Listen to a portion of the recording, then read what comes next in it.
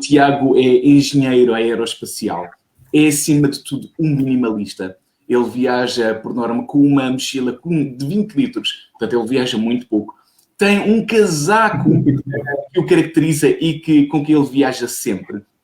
E o Tiago já esteve em mais de 130 países. Tem histórias fantásticas para contar connosco. E eu tenho a certeza que vocês vão adorar conhecer o Tiago.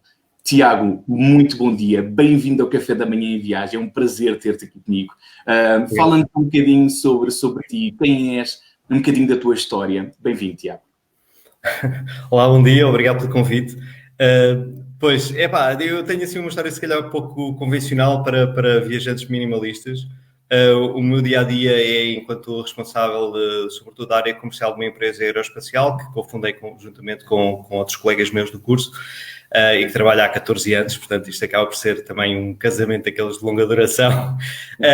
E isso, à partida, é uma coisa que dificulta um bocado fazer viagens longas, porque há sempre responsabilidades que temos de atender onde quer que estejamos.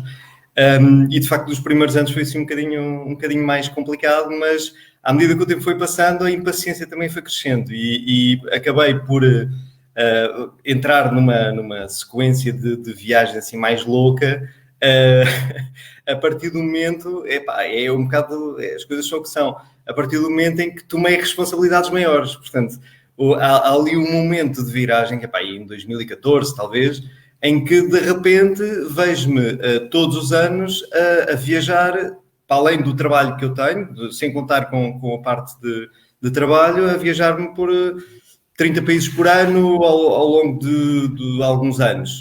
Foi para aí 3 ou 4 anos. Portanto, nos últimos 7 anos, talvez 4 deles tive em 30 países ou mais, noutros tive 20 países ou mais. Mas, tipicamente, eu ponho muito ênfase em viajar a sítios novos, em viajar da forma mais leve possível e no sentido de me abstrair um bocado daquilo que é o dia-a-dia, que é um dia-a-dia e em muitas ocasiões é uma coisa bastante estressante. Portanto, para mim, ter mesmo preparações de projetos, como foi o caso do ano passado, em que eu tenho teleconferências a partir da Eritreia ou do aeroporto de Addis Abeba na Etiópia, ou ando a trocar mensagens com o pessoal todo do projeto a partir de Hargeisa, que é a capital da Somaliland, ou mesmo que seja isso, pelo menos é um ambiente diferente. Há um caso em que eu fiquei um bocado chateado também o ano passado, porque o meu objetivo era fazer a travessia por terra, ou melhor, subindo o Amazonas até ao Equador, a partir da Foz, mas depois acabei por não conseguir fazer coisa nenhuma, porque tive 3 dias fechado num hotel na fronteira tripartida Peru, Colômbia, Brasil, porque tinha de acabar uma proposta. Ganhámos a proposta, ok, mas tipo, estar-se no sítio daqueles, olhar-se pela janela cá para fora e ficar assim um bocado, pronto, não vai dar tempo desta vez, é um bocadinho frustrante. Tiago, eu ontem, quando deixei assim um cheirinho aqui no Facebook de quem é que tu eras, partilhei também que tu tens vivido as últimas viagens nos últimos anos como se fosse a última. Explica-nos lá o que é isto, de viver as viagens como se fosse a última. Tudo é uma questão de tudo tem o seu tempo próprio. E a sensação que eu tenho, há uma série de aventuras em que é possível ainda meter-me, porque são coisas que ainda tenho essa capacidade física, por exemplo, ainda tenho essa vontade, não tenho um conjunto de responsabilidades ainda a chegar a dia, ainda que me impeça de fazer assim grandes loucuras, mas de facto sinto que o tempo se vai aproximando e há uma série de viagens que eu sempre dei por prioritárias que tenho forçado nos últimos anos a fazer. Havia uma que eu tinha de fazer antes dos 40, que era dar a volta ao mundo. E então pus-me a fazer, portanto, o Transsiberiano até ao Japão e depois daí voltei, em vez de ser para o oeste, fui para o leste. Fui para Los Angeles e depois daí para Londres e depois para cá. Aliás, essa aventura em Los Angeles também é bonita, porque basicamente eu tinha 2 voos, que era um de 15 horas e outro de 10 horas, ou o que é, separados de 1h30. E os Estados Unidos têm a particularidade. Os Estados Unidos têm a particularidade, não têm zona internacional, ou seja, eles não têm voos como temos aqui na Europa ou noutros sítios do mundo, em que o pessoal possa andar, portanto, sai de um voo internacional, entra num voo internacional, não tem que passar na zona de passaportes e está feito. Nos Estados Unidos isso não existe, ou seja, eu tive de chegar a Los Angeles, correr que nem um doido para conseguir passar os passaportes, isto com 1 hora e meia. Chegar ao check-in a 1 hora do voo, porque não tinha podido fazer o check-in, só podia fazê-lo presencialmente, depois voltar a correr para passar a segurança toda e chegar à entrada do outro voo, ainda há tempo de apanhar o voo seguinte. E é claro que, para além do casaco, depois tem muitas outras histórias. Eu tenho uma t-shirt, que é uma t-shirt que comprei precisamente nessa altura, porque ainda tive tempo de comprar uma t-shirt, que é uma t-shirt que diz Califórnia e que é basicamente a t-shirt comemorativa da viagem à volta ao mundo. Portanto,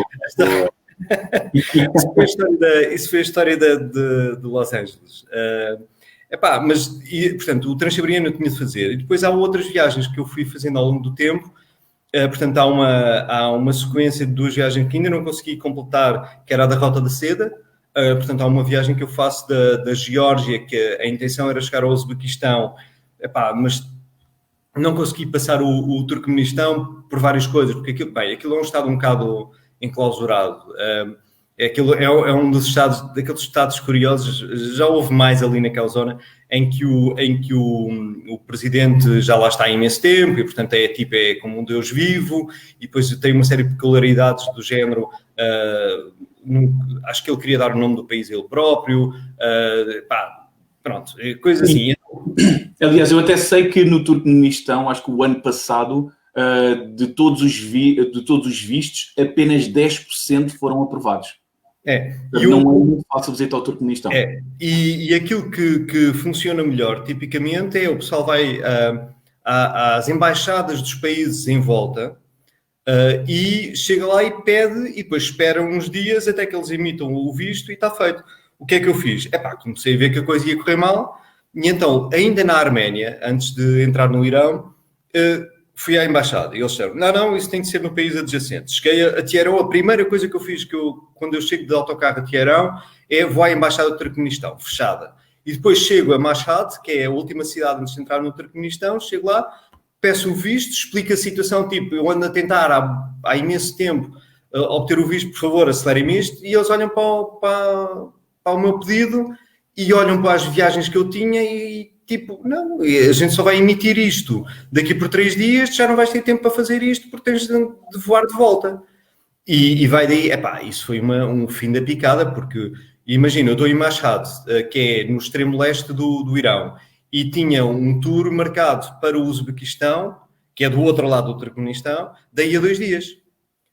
O que é que eu tenho de fazer? Tive de remarcar as viagens todas, eu fui a uma situação inacreditável no aeroporto de Mashhad, em que eu chego lá, portanto, a viagem interna até Teherão consigo comprar.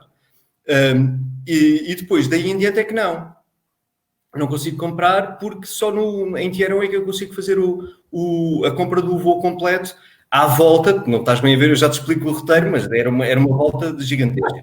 Ora, para o Irão, tu tens de levar o dinheiro todo contigo, eles não têm acesso aos bancos, e portanto, eu tinha não sei quantos milhões de reais, já não lembro, tinha assim uma quantidade incrível, assim uma pilha de notas. E então, eu em Mashhad ainda tentei comprar o voo, consegui arranjar lá um esquema, e depois estava a distribuir, assim, era uma pilha de notas que valia 17 ou 18 milhões de reais, já não me lembro. Isso era quanto em euros? Era 400 euros, mas é uma pilha enorme. E então eu andava a falar com os senhores lá para tentar pagar, e eu a certa altura já só me ria, porque aquilo era ridículo, não é? Aquela pilha de dinheiro toda. E depois eles tiveram de recusar. Estás a ver? Imagina o que é. Num país destes, eles telefonaram, não conseguiu comprar o bilhete ali. Eu tive de ir para Teherão para conseguir comprar o bilhete. Pronto. Cheguei a Teherão e então o que é que foi o bilhete que eu arranjei? Isto foi apanhar um voo para Baku,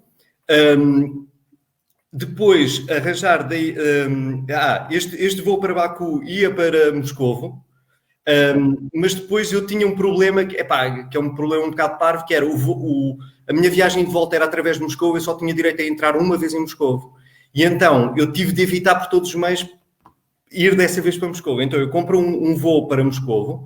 Depois, como o voo parava em Baku, eu fico em Baku, comprei outro voo de Baku para Minsk, na Bielorrússia. em que tive de passar o dia inteiro, um voo de Minsk, depois que ia para já não me lembro para onde, acho que ia para Tashkent, direto. E então eu paro em Baku, tento mudar de voo, os tipos começam a olhar para mim, tipo, então, mas este gajo acabou de entrar, vai em direção a Moscou, de repente vai-me dizer que vai para uma viagem completamente diferente. Isto não pode ser assim. Mas lá consegui convencer os guardas e consegui-me safar. Mas pronto, eu chegado a Teherão, eles aceitaram umas notas. Em Machado foi, eu andava, parecia que estava a jogar Monopólio, aquilo era uma coisa completamente surreal. Mas pronto, lá cheguei a Tashkent, consegui apanhar depois o voo para Samarcande, onde eles me deram depois o tour de Samarcande, que é uma coisa brutal. Aliás, acho que é das zonas do planeta menos a que as pessoas dão menos atenção e que têm mais valor próprio. Não é só a questão da viagem. A cultura é uma coisa muito particular, porque toda esta zona da Ásia Central, da Rota da Seda, é uma zona que tem, portanto, é essencialmente muçulmana, mas que viveu sob os tempos da União Soviética. E, portanto, tem um conjunto de coisas muito estranhas. Tem uma grande quantidade de brancos, portanto, de origem russa. A cultura local, tudo que seja o showbiz, é tudo muito centrado na Rússia. E depois, a interpretação do Islão é muito mais liberal. Ou seja, uma pessoa pode entrar, por exemplo, em Bukhara, que é uma daquelas cidades históricas do tempo do Timur. Entras numa taberna às 10 da manhã e está o pessoal a beber vodka e não há problema. Portanto, é uma forma de interpretar as coisas muito mais condicionada pela União Soviética do que propriamente fiel àquilo que é o Islão como o conhecemos. Portanto, é muito interessante. As pessoas são fantásticas, absolutamente fantásticas. E é uma zona que, do ponto de vista histórico, há muito poucas coisas com que me tenha impressionado tanto como aquela praça em Samarcanda, que é assim uma coisa extraordinária. Tem uma madraça de um lado, tem uma mesquita do outro, é uma coisa gigantesca e que é super trabalhada, é uma forma é uma arquitetura muito própria, que tem uma grande influência do zoroastrianismo, aliás, como o leste do Irão tem. E, portanto, uma pessoa que vá a um destes sítios, que neste momento já são muito amigáveis, portanto, eu quando lá fui, portanto, quando fui ao Cazaquistão, isso é outra história, não sei se queres que conte, também para entrar no Cazaquistão fui então, apaixonado a ouvir isto. O Uzbequistão eu tive de ir 2 vezes a Madrid, de propósito, para me arranjarem o visto para eu conseguir entrar no Uzbequistão, porque na altura ainda não tinha, hoje já podes ir ao Uzbequistão, pedes o visto eletrónico e está feito. Na altura eu tive de ir 2 vezes, uma delas de carro, à última da hora, praticamente no dia antes de ir de férias, porque era o único sítio onde eles emitiam assim mais próximo o visto, e portanto eu tive de ir lá fazer o pedido e tive de ir lá buscar o visto. Espera lá, tu fizeste Lisboa-Madrid para ir buscar o visto? De carro. Opa! Eu nos últimos tempos, assim, nos últimos tempos eu tenho ido para países muito mais complicados de ir do que a esmagadora maioria dos mortais de visitar. E então, por exemplo, coisas como visitar a Somaliland ou visitar a Eritreia. A própria Eritreia não é nada fácil de visitar. Portanto, eu Eritreia, tive de ir a Bruxelas. Eu pensava que era em Bruxelas e depois é que me disseram que era em Paris. E, portanto, há uma viagem de trabalho que eu faço a Amsterdão, em que a volta é por Bruxelas para eu conseguir ir à embaixada. Depois dizem-me que não é ali, é em Paris. E então há outra viagem que eu faço, que é também de trabalho, mas a Paris, em que eu lá consegui visitar a embaixada e pronto, e aí resolveram o meu problema. Mas eu estou na fase de as viagens à Europa, sou o motor de arranque para as viagens para outros sítios. Estamos assim. Pessoal, eu não sei, eu tenho a certeza que vocês estão exatamente aqui um comentário a dizer grande aventura. O Tiago pode estar aqui o dia todo a falar connosco sobre, ele tem as aventuras mais hilariantes. Vocês alguma vez podem ouvir. Pessoal, se vocês tiverem alguma pergunta para o Tiago, e eu tenho a certeza que vocês têm questões de certeza absoluta, façam as vossas questões e eu depois colocarei aqui e o Tiago terá todo o gosto em responder. Tiago, diz-nos a história mais hilariante que tu já tiveste, e eu sei que é difícil, mas a história mais hilariante que tu já tiveste nas tuas viagens. Dá-nos um exemplo. Isto pode ferir suscetibilidades. Também não. Bom, então é assim, há uma... há uma história que é passada, portanto, eu tive uma fase em que viajava um bocado mais com amigos meus e com um primo meu, o meu primo mais novo. E então, há uma viagem que eu faço aos Estados Unidos em 2008. Portanto, eu estive numa conferência que era em Honolulu, no Havaí, tive 2 semanas no Havaí, depois tive 2 semanas na costa oeste dos Estados Unidos. E alugamos o carro e vamos dar portanto, fazemos aquele tour que é muito comum, que é, portanto, nós voámos diretamente de Honolulu para Los Angeles, chegamos lá de manhãzinha, alugamos o carro, diretos para o Grand Canyon e depois fizemos aquele tour que é o Monument Valley, o Antelope Canyon, o Bryce Canyon, o Las Vegas, o Death Valley, o Yosemite, que é assim uma coisa fenomenal, uma coisa do melhor que eu já vi. E depois destes parques todos, e assim numa sequência, de uma semana, mas as minhas viagens são um bocadinho mais aceleradas porque eu também tenho menos tempo. Portanto, eu tenho os tais 22 dias de férias e está feito. Portanto, tenho de comprimir às vezes muitas coisas. E neste caso, já tínhamos feito os parques todos, íamos a caminho de São Francisco e às 10 da noite temos de pôr gasolina no carro, paramos o carro na bomba e o carro não abre depois. Portanto, nós fechamos o carro, saímos do carro, metemos gasolina e depois não conseguimos abrir o carro. Aquilo não tinha uma fechadura mecânica. E então ficámos ali um bocado. E agora, o que é que a gente vai fazer? O que é que tinha acontecido? E a explicação para isto ter acontecido é qual? É que nós tínhamos estado o tempo todo a usar a chave do carro para trancar o carro, porque aquilo faz tem um som de uma buzina, e então a gente, estupidez de miúdo, havia pessoal a passar junto do carro, a gente chegava lá, trancava o carro na altura em que as pessoas iam mesmo a passar em frente e assustavam-se, e a bué da fixe. Pronto, e tivemos nisto uma semana. Quando chegámos a este sítio, claro que faltava a pilha, e nós que tínhamos estado a comentar que isto podia acontecer durante uma semana consecutiva, chegamos às 10h30 da noite, ou às 10 da noite, não sei quantas milhas de São Francisco, estamos a querer pôr gasolina e agora não conseguimos abrir o carro.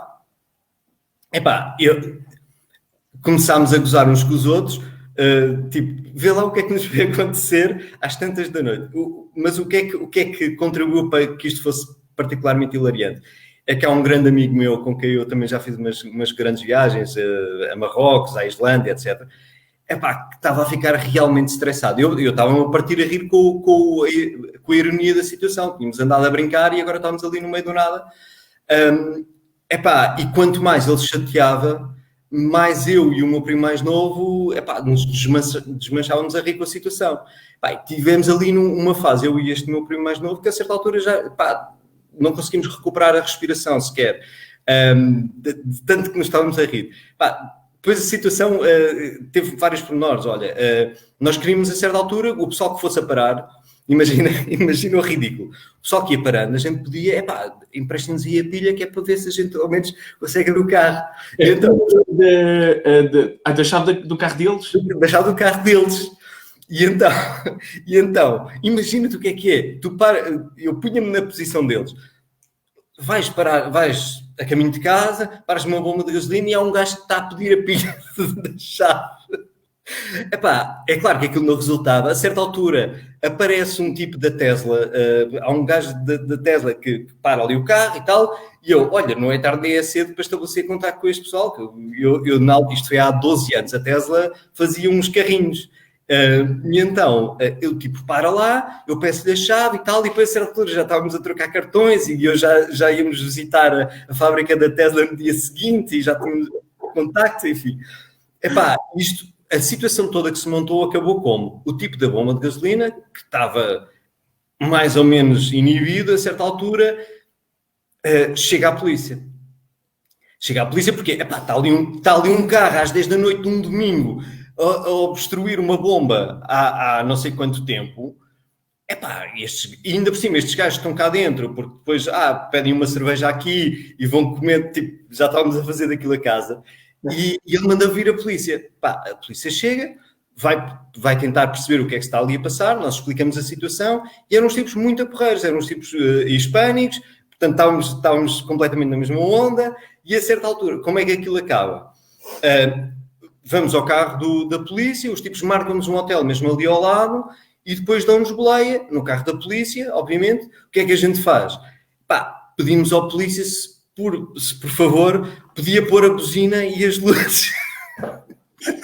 E andávamos mais um bocado no carro assim, até chegar ao hotel. Opa, toda a história é completamente fora do comum. Pronto, isto pá, com as minhas devidas desculpas ao pobre coitado do meu amigo que ficou ali todo estressado aquele tempo e que, pronto, acabou num carro da polícia, vá lá, não foi caminho da esquadra. Isto foi das cenas mais incríveis que eu passei. Isto foi há 12 anos. Isto foi há 12 anos. Isto foi a meio da viagem a meio, quase para o final da viagem nos Estados Unidos, na Costa Oeste. Ok. Tiago, diz-nos, quais é que são os teus planos, as tuas próximas viagens, o que é que tu tens em mente depois desta nuvem toda passar? Portanto, havia a viagem para a Arábia Saudita, que estava tudo marcado. Nós conseguimos reaver uma boa parte da viagem, mas, portanto, tudo que seja hotéis, aluguer de carro, voos internos na Arábia Saudita, o visto, portanto, conseguimos reaver e provavelmente ainda há de ser uma coisa para visitar, agora que abriu o país ao turismo estrangeiro. Depois, eu aquilo que tinha feito nos últimos anos tinha sido muito a África Ocidental, portanto, estava agora a tentar fazer isso porque é exatamente as áreas que, à medida que o tempo for passando, se torna um bocado mais complicado, mas, de facto, as coisas tornaram-se mais difíceis já nestes últimos anos. Há zonas que, por exemplo, eu tinha alguma esperança de visitar, como o Burkina Faso ou o Niger, ou, claro, o Mali, adorava ir lá, que já não consegui marcar uma viagem, porque ultimamente as coisas têm estado bastante instáveis, e nomeadamente contra turistas estrangeiros, no caso do Mali, no caso do Burkina Faso.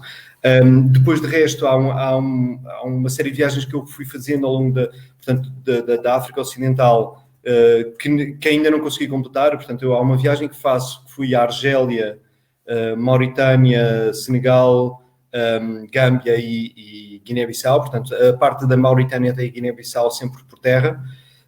E a outra viagem que eu fiz foi da Costa do Marfim até... A ideia era ir até ao Benin, mas não consegui chegar ao Benin, e agora queria fazer mais umas quantas viagens naquela zona. Só que aquilo é muito complicado. Nestes sítios já começa a ser complicado arranjar os vistos e, portanto, é preciso fazer telefonema. Eu, por exemplo, para o Ghana, tive até à última da hora ao telefone com o vice-cônsul em Bruxelas para ele me enviar o raio do visto em Correio Expresso, porque eles tinham esquecido do processo e porque já estava mesmo em cima da viagem. E o Ghana até é dos países mais bem organizados, de facto. Portanto, há aqui estes sítios agora são, de facto, os mais complicados. E agora, nos próximos tempos, talvez não seja uma boa altura para fazer este tipo de viagem, mas como a África é realmente o continente que me falta assim explorar, mas é algo em que eu vou ter de investir ainda um bocado. Tiago, utilizaste uma palavra aqui que foi complicada e eu vou utilizar essa palavra para fazer uma pergunta e também para convidar quem nos está a ouvir a fazer perguntas. Estejam à vontade. Todas as questões que tenham para o Tiago já teve em mais de 130 países, tem montes de histórias. Eu vou fazer uma das perguntas que é, Tiago, alguma vez te sentiste em insegurança? Houve alguma situação que tu tiveste mesmo desconfortável ou algo assim do género, em que tu pensaste duas vezes, isto vai dar para o torto? A viagem, aquela que me preocupou mais, muito provavelmente, foi a viagem do Congo. Portanto, aqui há uns 3 anos, em 2017, creio, em junho, portanto, eu durante muitos anos fui acompanhando aquilo que se passava no Virunga, no Parque Nacional Virunga, porque era uma das áreas que eu mais queria em todo o planeta visitar, porque tem duas coisas que são únicas, uma que é o maior lago de lava do mundo, que é no topo do monte, que é o Nyiragongo, que está mesmo em frente a uma cidade de 2 milhões e que tem erupções regulares, portanto a cidade volta e meia fica com bastante lava lá em cima. Sim, em 2002 houve uma erupção em que, portanto, a lava ocupou uma boa parte da cidade, não houve quase mortes, a não ser os tipos que quiseram passar por cima da lava que já parecia arrefecida. Portanto, ok. São zonas muito difíceis do planeta. A outra coisa é que é de longe o sítio mais simpático, mais fácil de visitar os gorilas de montanha no mundo. Tens o Ruanda, que acho que é igualmente é na mesma zona, é na zona adjacente, mas do lado da fronteira do Ruanda, e tens o Parque Bwindi do lado do Uganda, que é uma zona extremamente acidentada e que é muito difícil, é preciso andar a subir e descer montes. No Virunga é de longe o mais barato e é relativamente fácil, é tipo 1 hora de caminhada, mas em uma zona relativamente plana, até chegar àqueles grupos de gorilas que estão habituados à presença humana. E, portanto, estes 2 sítios eram claramente um grande atrativo. O problema é que sempre foi uma zona muito instável, uma zona em que, mesmo dentro do Congo, que já não é propriamente um país muito estável, é a zona mais instável, onde se tem gerado revoltas e onde tem havido alguma guerra civil, até com a influência, infelizmente, dos países adjacentes. Não é uma coisa que aconteça só por culpa do Congo. E nós, logo à entrada, portanto, eu pensava que ia sozinho na prática. Eu originalmente planeei a viagem assim. Depois percebi que havia 3 amigas minhas que queriam ir, e eu fiquei logo assim um bocado surpreendente. Tipo, se fosse eu, já me ia sentir um bocado constrangido, porque é uma zona é complicada. E assim ainda mais, e logo à entrada, portanto, vem-nos buscar com os jipes do Parque Natural e, obviamente, como é tradição naquele parque, todos os carros têm gente armada com a AK-47. E, portanto, nós entramos na fronteira do Congo e somos recebidos assim, depois somos levados até ao parque. E eu passei o tempo todo a falar, preocupado com isto, porque é um facto.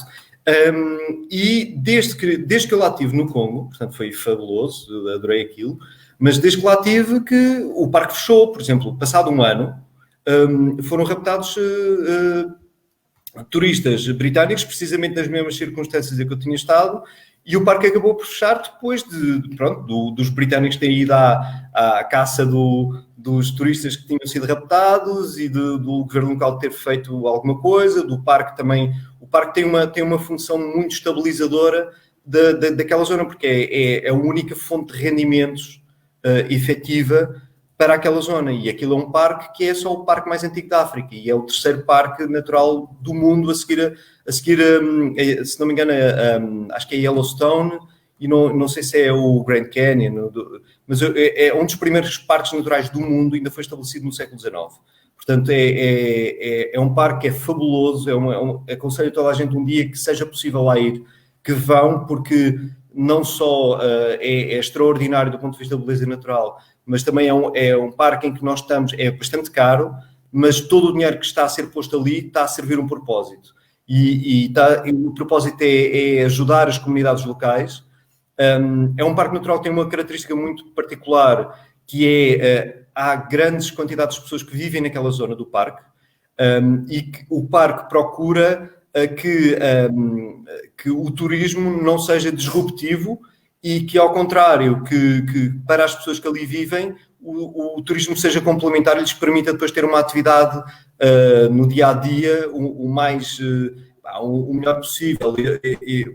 Estamos a falar de um parque que ele é tudo verde, mas há muita gente que faz grandes caminhadas com jarros na cabeça para ir buscar água. Portanto, há grandes contrastes mesmo dentro deste parque. E o parque o que tem estado a fazer, imagina o que é num parque natural, aqui em Portugal, eles fazerem como estão aqui a fazer, que estão a fazer uma barragem.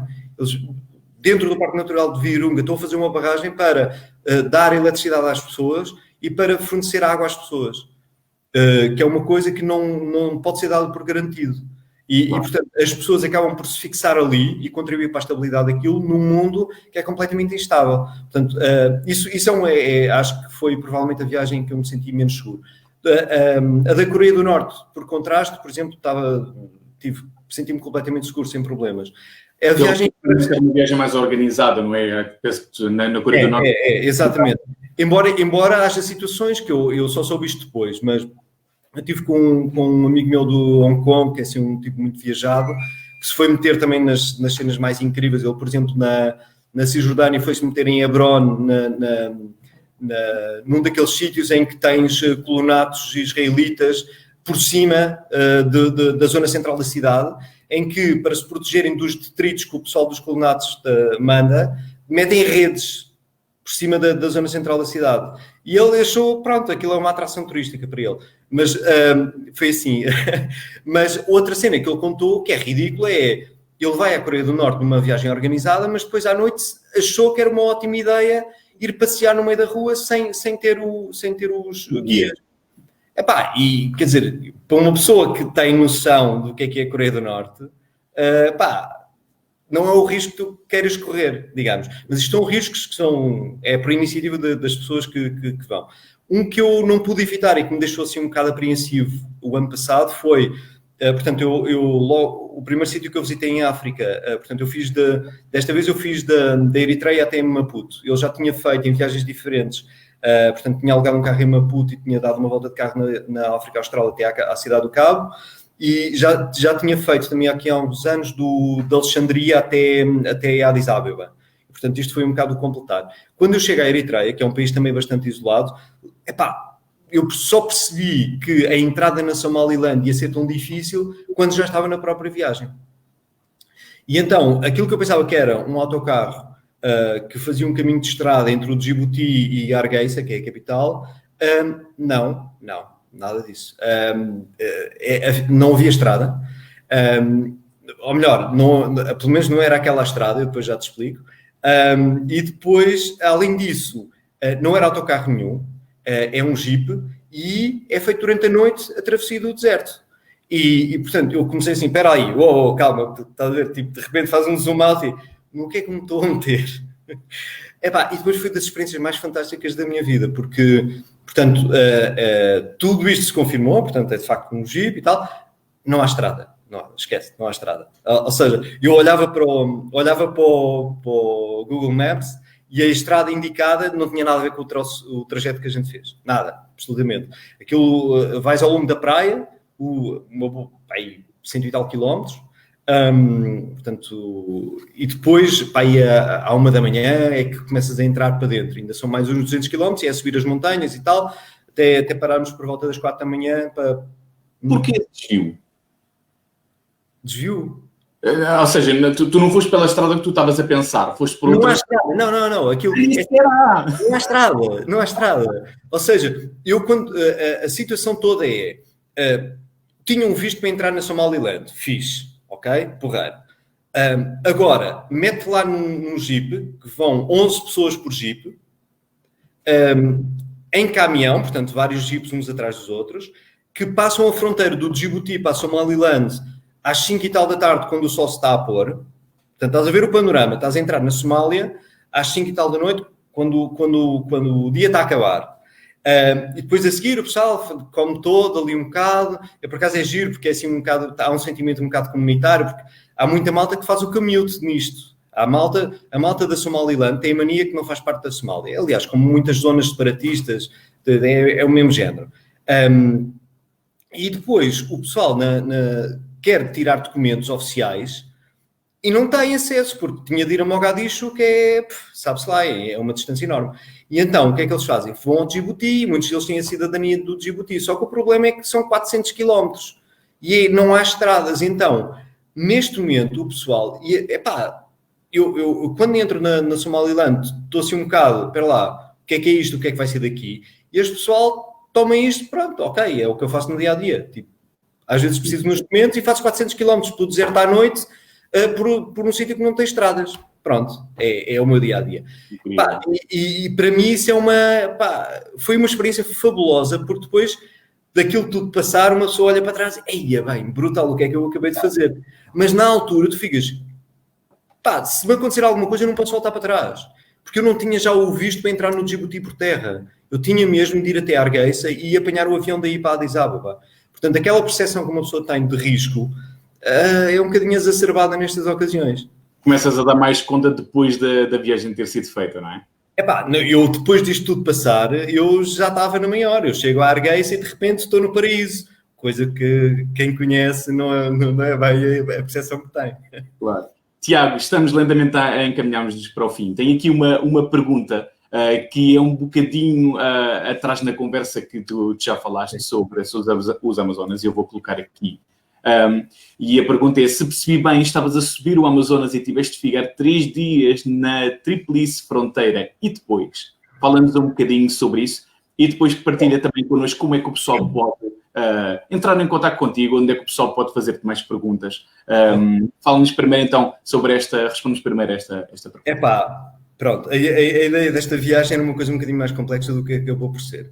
Portanto, eu na prática, contando desde o início, houve uma ocasião em que tive a oportunidade de ir ao MIT a propósito dos projetos da minha empresa. Estávamos prestes a entregar projetos em conjunto com o MIT e também com a Universidade de Austin. E tive a oportunidade de ir mesmo lá e falar com os professores lá, e portanto isto foi no início de junho.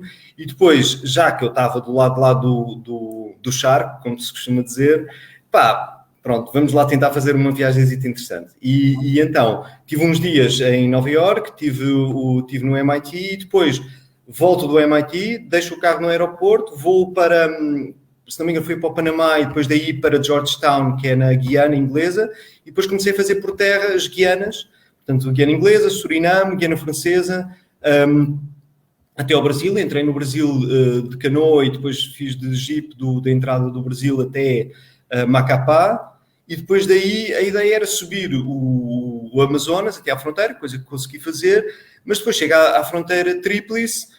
E tive 3 dias a trabalhar no quarto hotel, a olhar lá para fora, tipo, imagina, terrível. Mas pronto, teve um bom final, essa parte já contei.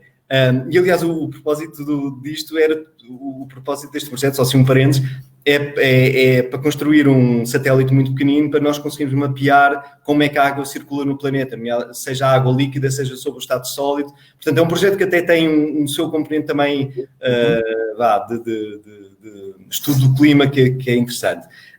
E então, eu perdi este tempo e depois já não dava para fazer de barco o resto do caminho. Eu tinha tudo planeado para ir de barco até Iquitos e depois mudar de barco e subir um dos braços, já não é do Amazonas, mas até o Equador, até Coca, e depois daí passar por cima dos Andes e ir até ao mar para passar os últimos dias na praia. E foi tudo para água abaixo, pronto, sem hipótese. E depois pus-me a ver que hipótese é que eu tinha, porque de barco já era complicado. Podia ir até Iquitos ainda, porque é tipo um dia de viagem, e depois apanhar um voo daí para Lima e depois daí para o Equador, que era um bocado mais caro. Mas depois consegui arranjar outro voo, que foi a partir do lado da Colômbia, para Medellín e daí para Cali, e depois continuava a viagem a partir daí de autocarro. E foi isso que eu escolhi, portanto, passo um dia quase completo em Cali, que até foi fixe, porque eu gosto bastante de salsa e Cali é a capital mundial de salsa, e portanto ainda deu para... Cheguei à noite a Cali, e às 7 da noite, deixei as coisas no hotel e fui direto para a salsoteca. E depois no dia seguinte estive a passear pela cidade, que é uma cidade num sítio muito bonito, mas a cidade em si é bastante... tem zonas muito fluídas, tem muito trânsito, tem bairros fabulosos. Há um bairro em particular que tem casas de todas as cores, de cores muito vivas. Depois tem muito o culto do bar, que é uma loja de arte também. Isso, eles têm muito esta forma, e também é um sítio onde se toca música ao vivo, coisas muito bem esgalhadas, digamos. E portanto passei uma boa parte do dia e depois apanhei o autocarro daí para a fronteira com o Equador, da Colômbia com o Equador, onde existe para quem já passou nestas zonas, há uma igreja que é fabulosa, acho que é a igreja de Santa Maria de las Lajas, se não me engano, que é 3.000 metros de altitude, mas que é assim uma construção gigantesca e lindíssima, por cima de um canyon. Depois fui daí do lado do Equador até Quito, de Quito até Guayaquil, e depois tive uns dias em Montañita, na praia. Apanhei um bocado mau tempo, já não deu para surfar grande coisa, o mar estava assim um bocado esquisito, mas pronto, mas sempre deu para relaxar um bocado depois destes dias assim um bocado atribulados. Grande viagem. Tiago, foi um prazer enorme ter-te aqui. Acho que tu tinhas mais. E aliás, só se vocês quiserem saber mais sobre o Tiago, se quiserem fazer mais perguntas ao Tiago, onde é que o pessoal te pode contactar num ambiente mais de viagens? Porque eu sei que tens outras plataformas noutro sentido, no sentido de trabalho também. Como é que o pessoal te pode seguir ou te pode contactar? Ok, portanto, no Instagram eu não tenho assim grande presença nas redes sociais e, aliás, como já tínhamos falado, eu dou um bocado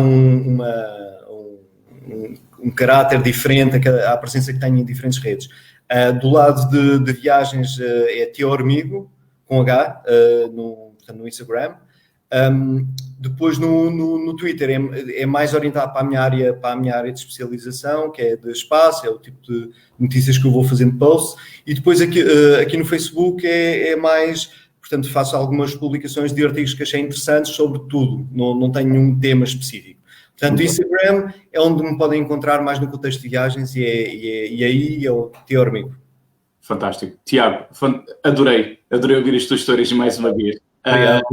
Se vocês tiverem mais alguma pergunta, por favor, não hesitem em questionar o Tiago. O Tiago terá todo o gosto em responder às vossas perguntas depois do Café da Manhã em Viagem. Tiago, mais uma vez, obrigado por tudo. Vamos ficando em contato. Um prazer. E até novembro, não é? Exatamente. Até à próxima. Tiago, um grande abraço. Um abraço.